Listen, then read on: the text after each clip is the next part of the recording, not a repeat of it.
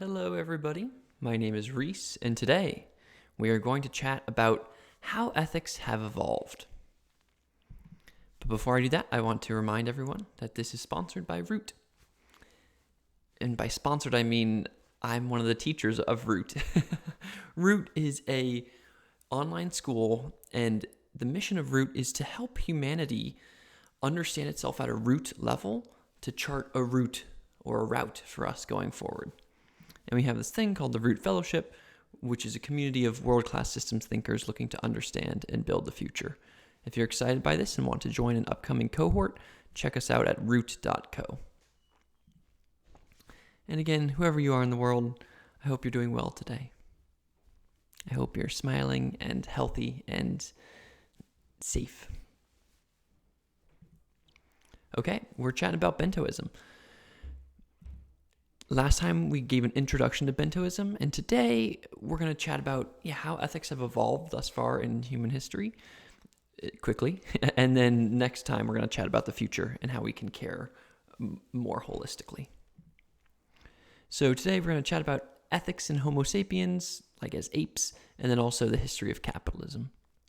So first, as apes, the way I like to think about this, back to our lovely little graph of humanity over time, there's the Paleolithic age, and then around 10,000 BC, we became farmers and entered the agrarian age, and then at the 1800s-ish, we started the industrial age with factories, and now we are in the information age.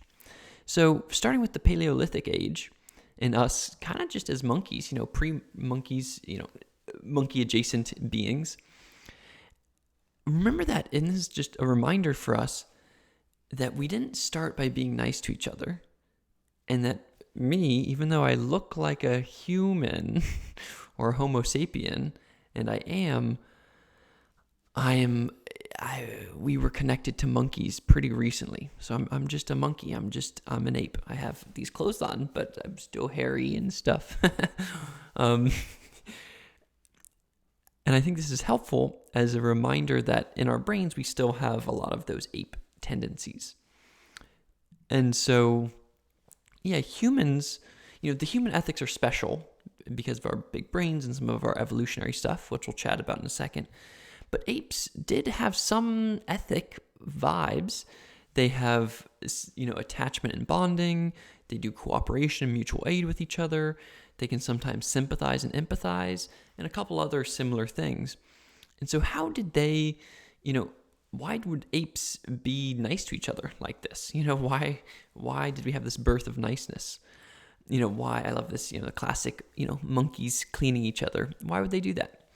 Well, there's three kind of competing theories here, and I'm not enough an expert to know which ones are more or less correct and for which people, but roughly speaking, they say, A, kin selection, that we want to, for example, if I have a lot of meat, a lot of food, and I am full, but I can give some to my brother or sister who's really hungry and right next to me, I'll probably give it to them because it doesn't hurt me very much, but it increases the chances that genes that are similar to mine propagate forward.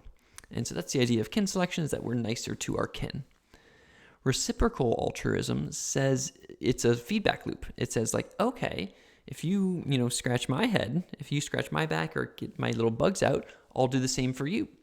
And it's a classic, feedback loop of, loved people loving people. And so if you're nice to someone else, then you can reciprocate, and then that will mean that your genes will propagate further because you all are being nice to each other, and maybe when you don't have food, I have food for you, and vice versa. And so we continue our genes versus more aggressive people where we were just always fighting each other and weren't actually being reciprocally altruistic. Finally, there's group selection, and I'm a big fan of group selection and multi-level selection. It just says that if you're one of these groups that has maybe some reciprocal altruism in it, and you're being nice to each other, and you're helping each other get food and, helping each other hunt or something like that, and you're getting more food and things are better, well, then your group might outcompete this other group over here that had a kind of a difficult winter, or it was too dry in the summer or whatever, and that you all are by being cooperative with each other, you're outcompeting this group over here that wasn't being cooperative. So group selection is like, instead of Darwinian selection just on individuals, group selection is that, but at the a higher level between groups of people. It's like which group of apes will be better than the other one at propagating their genes. Okay, so this is why apes had some of this, and monkeys had some of this niceness in them. Well, humans kind of took that and we supercharged it. And I love this term of self-domestication. Just like we domesticated cats and dogs to be all nice and cuddly, so too did we self-domesticate. We domesticated ourselves, and we made ourselves nicer, and in order to cooperate more and to trust each other more in these ways. And a key part of that was developing a theory of mind and these pro-social emotions. So what that allowed us to do is the theory of mind says it gives us an understanding that we actually have a mind, that we have our processes, and that we can do that for others. Where you say, oh, you also are a person with a mind over there. That's cool. And something like guilt is especially powerful here because it says, if I go and I hit you a bunch and then you feel sad, well, then I can actually kind of take your perspective and go, oh, wow, you're over there feeling sad. And then I can go, oh, I feel guilty. I shouldn't have made you sad. I'm sorry. And that pro-social emotion developed because of our theory of mind in order to create these more cooperative groups of people when we were nice and small, even within our like little Neanderthal groups. So that's how we started, and we were in these smaller groups, less than 150 people or less than 150 apes or monkeys or whatever. And then we were growing up as a species, and we entered the agrarian age and the industrial age. And at this point, the crucial thing is that, man, we created cities, and cities require a high trust in strangers. There's this idea of the Dunbar number that you can only really understand and know 150 people around you. And once we got into these huge cities, it's like, okay, well, the Dunbar number was working fine when I just had my little crew. But now that everybody is in this city before, there's 30 million people in Mexico City or whatever, oh boy, how do I trust folks here? And as we chatted about in the networkism episode, how do we create trust in these places? There's a variety of ways. You can do it with stuff like the government and laws and police. You can do it with money as a way to, facilitate transactions with folks. But you can also do it with moralizing gods. And a moralizing god is a thing that says, okay, person, before, I'll just go to this image. Before, our gods were mostly nature-based. And then we got these moralizing gods that told us to do things. And what they said were things like, okay, Reese, don't steal, and make sure to give these sacrifices to us and all that. And if you don't, you're going to go to the bad place, to hell or what have you. And this was good because it allowed us to trust more people around us. It said, okay, don't steal from that stranger or else you'll go to hell. And so it allowed us to live in these cities. And then from a group selection perspective, those places with moralizing gods kind of outcompeted the other folks, where it's like if you were a crew over here that had, was making farming stuff, was getting people in a city, but everybody was still angry at each other and you didn't trust strangers, well, you're not going to compete very well versus this other group that has a moralizing god that tells you don't, steal from your neighbor. And what that allowed for is that group to then participate in cities and commerce and things like that. So that's how we got these moralizing gods.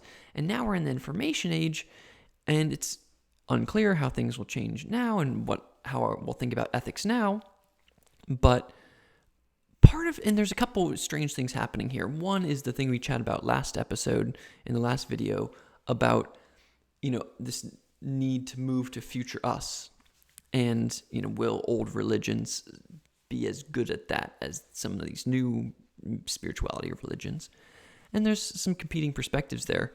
Someone like the Dalai Lama, he says, hey, All the world's major religions, with their emphasis on love, compassion, patience, tolerance, and forgiveness, can and do promote inner values. But the reality of the world today is that grounding ethics in religion is no longer adequate. This is why I am increasingly convinced that the time has come to find a way of thinking about spirituality and ethics beyond religion altogether. So that was in 2012. And what he's saying is, all these other religions are good for some of this stuff, but man, I'm not sure if we might need other ways to cultivate our values and ethics going forward. And this is true, I think, to some extent, especially as we see a move away from religion with some folks. Though I do want to remind people that, in fact, religion isn't decreasing, it's actually increasing. So this is a graph from Pew Research. On the left is 2015, on the right is 2060. And these are just different groups of religions in the world and the percentage of people in the world that are that religion. So in 2015, 31% of folks were Christians, 24% of folks were Muslims, 16% unaffiliated, and then, some Hindus, some Buddhists, 15% Hindus, 7% Buddhists, and 7% folk and other religions. And what happens by 2060 is mostly that Muslims gain a bunch of ground. More folks become Muslims, primarily just from demographics. So a lot of, almost all the 3 billion people that will be added to the world in the next 100 years are almost all added in Africa. And so you have, just more children happening there. And so more Muslims will happen. So it's not like this unaffiliated number that for me, as someone, living in hip San Francisco or what have you, less and less of my friends have traditional religion. But in fact, in the big scheme of things, there are actually going to be less of a percentage of the world is going to be not religious, and there are going to be a lot more Muslims in the world. So this is to say that both religion it's going to change in the 21st century, and we need to find new forms of ethics in religion that are connected to this more holistic bento, and maybe they'll look like traditional religions with some moralizing gods aspects, but I think but perhaps they will look more like some inner work and inner religions and values. Okay, the other final crucial piece here, which is connected to the future us piece, is that we're not fighting each other anymore. We're fighting Mars.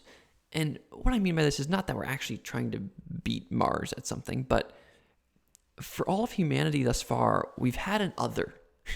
There's been us, and then there's been the other. And that was helpful during the Paleolithic age, where we were able to outcompete, a certain cooperative group could outcompete a less cooperative group, but you were still competing. And then similarly with these moralizing gods, it's like, okay, Christianity, versus Islam and the Crusades and things like that. Those are still an us versus them dynamic. But now the things that we want to evolve is something that is inclusive of all of us, that is a kind of ethic and a kind of religion and spirituality that takes into account, the whole future us. It takes into account animals and everyone on Earth and future generations. And so that's what I mean by we're fighting Mars is, the other is no longer on Earth. The other is a pretend other that we can pretend like we're trying to beat Mars at being a better planet. And I think that framing is helpful for thinking about future ethics and future religion. Okay, what does our evolution of ethics feel like in your body?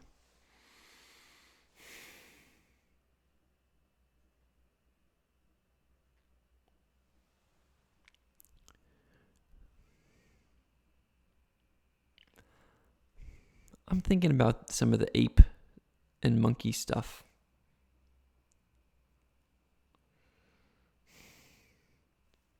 It's kind of a nice reminder of where we've come from. And also, I love these zoom out things because they're a reminder of where we can go and that we've been so different and we can be so different, and that's okay. It's scary, but it's okay. Okay, interactive time. A quick quiz. How did initial niceness start? With apes, how did it start? And then how did it transition through the course of human history? How do we become so cooperative? Second question. How do you reconcile the Dalai Lama's statement of perhaps less religion with the Pew survey that predicts more religion? Great. Now let's chat about the history of capitalism. And this is, instead of that macro zoomed out perspective, this is a little bit zoomed out, but focused on the last 400 or so years, and especially thinking about how capitalism has affected our ethics and values. And it's been, this is one piece of the puzzle. Just like how religions have affected our ethics and values, so too has capitalism. And capitalism's also it's both affected our ethics and values and been a manifestation of them. So let's chat about that. So the real question here is, how do we become so individualistic? It feels like right now we're a little too focused on now me. Why are we like that? Was it always like this, all these companies and this now me profit motive? Well, no is the answer. Companies as a thing are a relatively recent invention. They began after 1600. There were a couple in China before, but most of them, but the real explosion of them started in 1600 with the joint stock company, with this big one, the East India Company. And the idea behind a joint stock company is that you could have a business and that other folks could invest in that business, in your little East India Company, which was going to go sailing out there and try to find some gold. And if it worked out and your ship didn't crash and everything was cool and you came back with a lot of gold, well, then you could give back some of that. If you had stock in the company, you would get some of that gold. And this was a crucial innovation, along with a couple other innovations that made companies really explode in society. It was a way to kind of manage risk. So that was happening. And as that was happening, there were also a lot of philosophical arguments starting to happen. There's this great book called The Passions and the Interests, Political Arguments for Capitalism Before Its Triumph. Delightful book by Albert Hirschman, who's an amazing author. And this was written in the 60s, 70s, or 80s, I believe. And the idea is behind his book is he's saying, look, he looks at a bunch of philosopher types, Adam Smith and Montesquieu and what have you, in the 1600s, 1700s, a little bit in the 1800s, and he looks at them and he synthesizes all of their writings and works and says, well, how did everybody come to the conclusion that capitalism was going to be a good thing? And the answer that he came to and that folks were arguing for was that, hey, because it used to be bad. It used to be like it's like trying to get money was bad. Like greed was bad. And then it became good. How did it become good? And the argument from folks is they said, hey, these passions, something like greed, we can harness them for society's interests. So we can say, you can go out there and be greedy and do these things, but you should be greedy. You should allow yourself to be greedy, because then it will actually end up helping people, because you'll make a great business or whatever. And this idea is true, or is interesting, and it was, it's epitomized by this statement from Adam Smith who wrote in 1776 with The Wealth of Nations, "It is not from the benevolence of the butcher, the brewer, or the baker that we expect our dinner, but from their regard to their own self-interest." And there's a lot of truth there, where it's like the butcher's just trying to make money, and I can get delicious meat from them.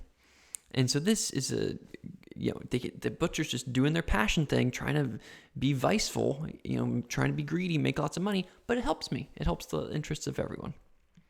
And that's true. There's a lot of truth to that, but that also obviously wasn't fully true. These initial writers didn't think about things like slavery or these wars, World War I and II, or the climate crisis, or the amazing inequality that resulted. It's not like, by being greedy, you just, that everything is good, or that by being greedy, you somehow are less greedy and help make less inequality. It's like, it's good for people to try their best, but all of these sad things that also resulted from it were not initially predicted. And so this leads the author, or rather in the foreword of the book, this person, Amartya Sen, who's talking about the book, to say, well, and they're connecting this mindset to our current mindset. And they're saying, another contemporary connection concerns the ephemeral nature of general behavioral assumptions in economic theory. They're saying, okay, we got these assumptions today in general, of economic theory, stuff like the rational man. And the fact that a theory, this old theory, passions and interests, that seems so compelling and natural to the early defenders of capitalism, the fact that that seems so remote or odd today, today we're like, well, we know it's not the fact that greed is always good. That fact should give us pause about the behavioral assumptions that seem compelling and natural to contemporary theorists.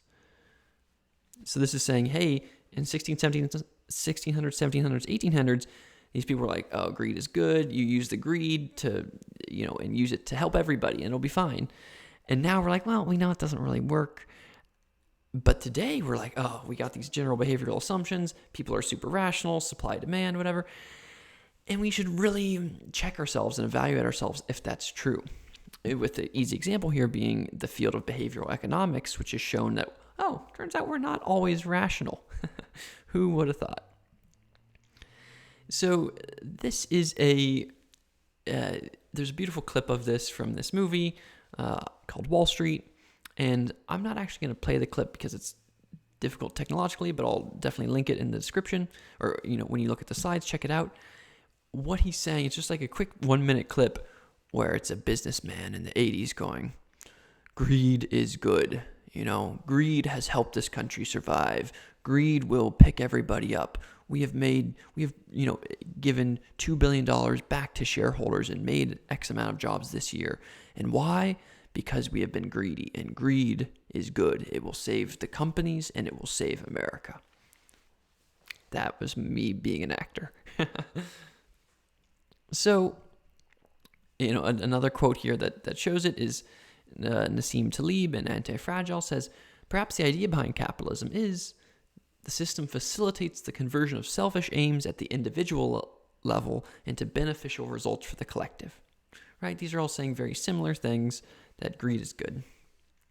And finally, and I think there is some truth to it.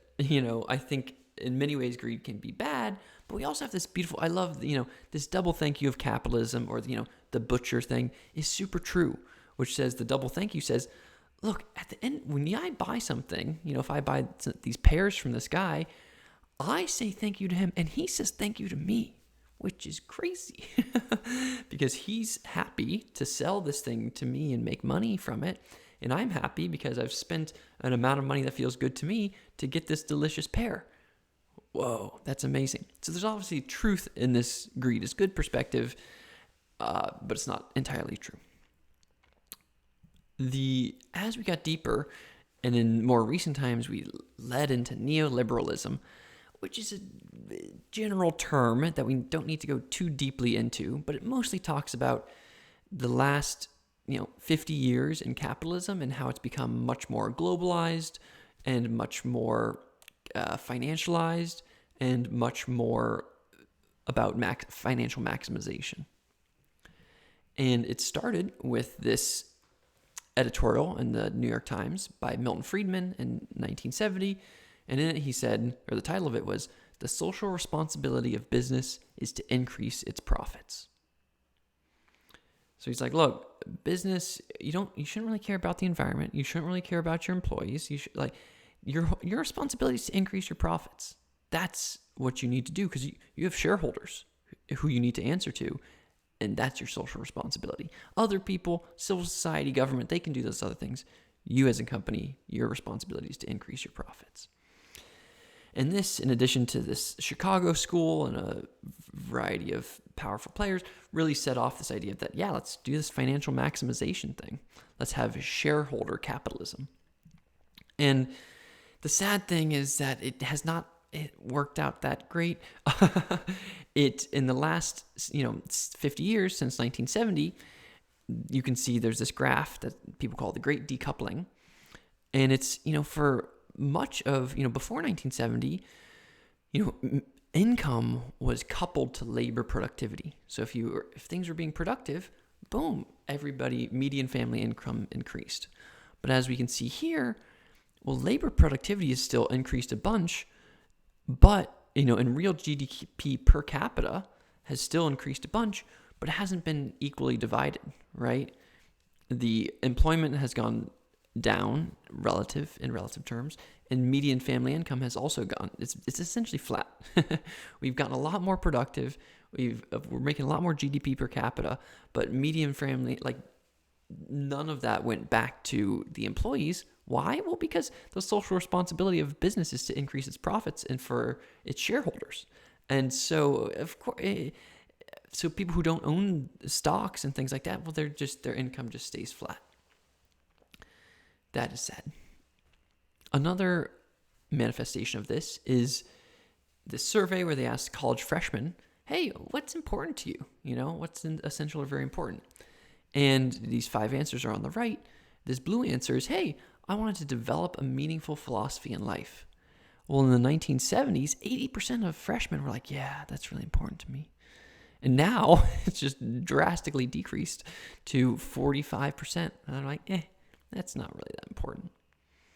And on the flip side, being very well off financially used to not be very important at all. 35% of freshmen are like, yeah, that's really important. But now, 80+% of them say it's very important. And so we've switched into this world where this now me financial maximization has become part of our ethic in society.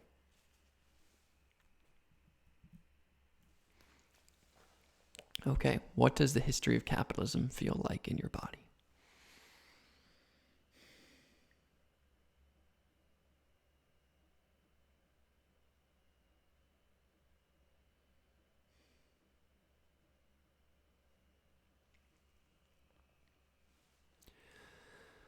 To some extent, I feel the tension that I always feel with life, but especially with capitalism and money and markets, where I love so much of it. It's so brilliant. It's created so much creativity and amazing growth for the world. It's cool. And at the same time, I'm sad about its current form. And I think that we got to remind ourselves that it's a means to an end. And we've become too myopic, too focused on this financial maximization. So mostly I'm feeling a little bit of tension inside me, but also coherent pluralism and acceptance of that tension. Interactive time. How important is it for you to be well off financially versus to develop a meaningful philosophy? What's important? What's important to you? Second question, what do you think are the responsibilities of a business? Is it actually required to care about its employees or the planet? Or should that be other people's jobs? Okay, so that is what we chatted about today. How ethics have, progressed and evolved with Homo sapiens, and then also how capitalism has become this now me focus. How capitalism started, and then how it has turned into this now me focus. 2 quick notes on integrating your learning and things to watch out for. The first is, as you integrate your learning, I do love this first thing of just feeling like it's weird that we're a bunch of apes and monkeys with clothes on. I think it's a nice reminder. And you'll start to see the world more like that. And it's cool. It's cool to be embodied and to remind yourself that we're animals. Second is, this relationship to markets. This is what I was chatting about in my reflection, my physical body reflection, that, greed is both good and bad. Trying hard is really good. But then being aware of making sure you're taking that holistic perspective is incredibly important too. So being in relationship to that relationship is very powerful. Great. With that, thank you so much. Hope you are doing well and living your own version of a loving, ethical life. And thank you for coming today. As a reminder, if you're interested in these ideas, check out the Root Fellowship, where you can join a community of aligned folks. Check us out at root.co. Goodbye.